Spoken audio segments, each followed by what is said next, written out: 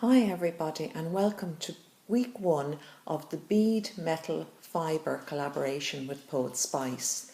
This is another collaboration which starts on Friday the 7th of July and lasts for 6 Fridays until the 11th of August, I think it is. Yes. Now, so it's quite a short collaboration compared with the last one, and also there's only about 8 ladies doing it, so it'll be easier for you to keep track of who's doing what and what's going on. Now, my first project or projects I'll be showing you use fibre, use metal, use beads, also use buttons, and I think it's a great way to use up this sort of stuff that we all have lying around the house. We have bags and boxes of yarn and various sort of fibres, which looked lovely in the shop, but after a while you bring them home, you're kind of saying, and you use a bit of them, what am I going to do with them? And you end up with this stuff as well, piles and piles of ends of scraps of lace and all these little bits and pieces that you bought because maybe they were on sale and you thought they would come in useful someday. Like everything, it's going to come in useful someday. So what are we going to do? Well, I decided I would make tassels like these out of all my fibre and scraps. Now I'll just lay them out here so as you can see them.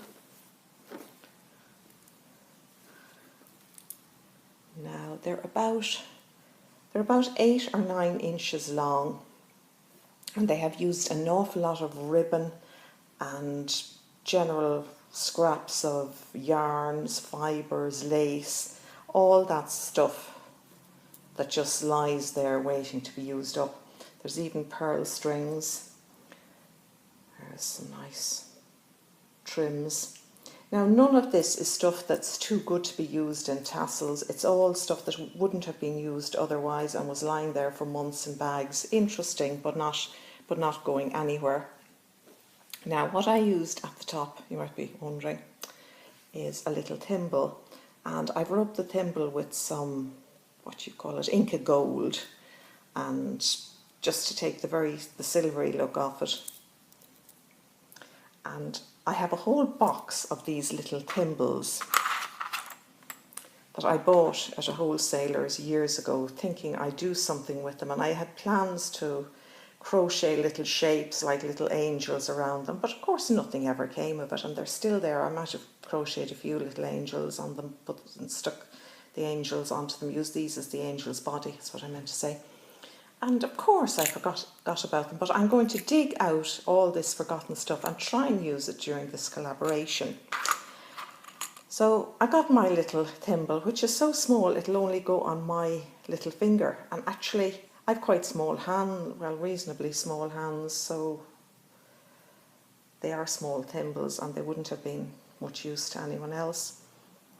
Now, to get the hole in the middle of the thimble, of course Mr. Snippets wasn't around when I started this, so I couldn't ask him to drill a hole in them because he conveniently disappeared. So I got a nail and a hammer. I got a little panel pin like this and hammered away until I got a hole in them. Then I got out all my fibres. Sorry if this is a bit disjointed, but I'm looking for stuff as I go. I got out all my fibres and cut them to size. Now, you cut them a bit longer than you think you need them, and it doesn't matter if they're not all the same length. You can trim them, but for a really kind of boho, bohemian, gypsy tassel, it's nice to have different fibres and different bits and pieces at different lengths. And then I got some strong, thin wire. I found this wire the other day in a shop. It comes in these 3 colours. I got it in a shop called Stmpgrl. Now, if you're in the UK or in Ireland, you probably know this shop or have heard about it or have one near you. But any kind of thin wire, it doesn't have the gauge on the packet, so all I can say is that it's very thin and very, very strong, and I will be using it in other projects, so bear with me. So I tied up roughly the centre of the bundle of yarn strings with the wire, with 2 strands of wire. Now, you can also use strong thread for this and thread it through a needle then to complete the rest of it.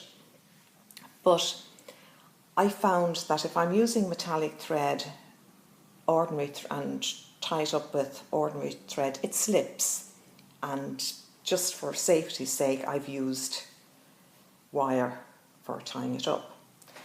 Now, sorry, I have to get my scissors on the go here just.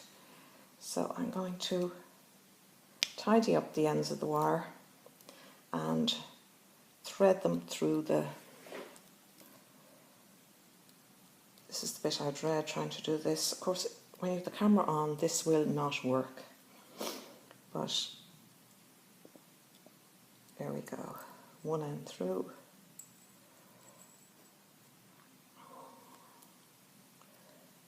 On the other end. Now you might be saying, how will she get that huge bundle of fibre into the little thimble? Well, brute force and ignorance is a great thing, and that's it. Now you could also at this stage, or maybe later, decorate the thimble or hide it, put ribbon or wire or ribbon or lace or something around it and do a big top to the tassel. But this is just the way I've made them so far. I mean, you could keep decorating and embellishing these for days if you wanted to. Now, to get rid of the unholy button stash, I'm going to add a few buttons to the top of this, and the same, using the same, roughly the same kind of colours as I've used in the fibres and stuff I put into the tassel.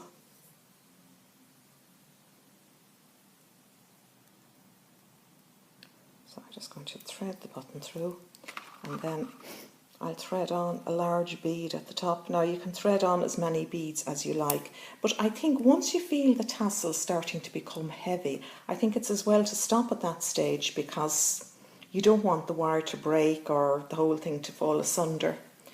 Now what you can do at this stage, if I still got time to do this, I think I have, maybe put another, sorry about this, am I going off camera here, just put another little, that's not really going to work.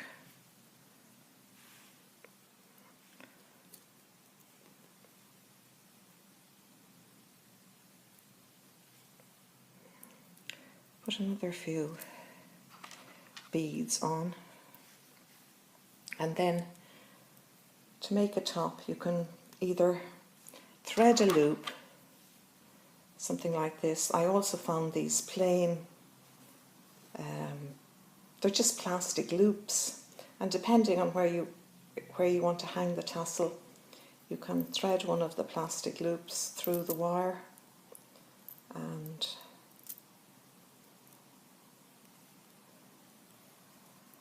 just wrap the wire around it. And you could finish off at this stage, or you could feed the wire back down through the beads if you have time and if you have patience. This is where thread would probably work better, but I'm using, as I said, I'm using wire. So you could feed the wire back down and hide it. You can also cover up the wire with a drop of E6000. Now I'm going to just cut the wire here, and what I would do later on is tidy up the wire by covering it with some ribbon and a dab of glue. And the same thing here with the fibres, just to be absolutely sure. You could also put some glue, add some PVA glue in there just to hold everything together. And then the final thing, you can just neaten up the edges a little bit. Not too much, because it's meant to be kind of wild looking. Now, where could you use these tassels? You could hang them off a doorknob or hang them up just as an ornament. You could also use them, the smaller versions, say in a planner, or to decorate a junk journal. You could coordinate the colours you use with the colours and the style of the junk journal. Now, while I was down in the shed trying to find something to hammer a hole in the thimble, I came across an old wind chimes with kind of metal bells on it that had broken, and my husband had just stashed it in the shed. So I used the top of it, this bit here, and turned it into a tassel while I was at it.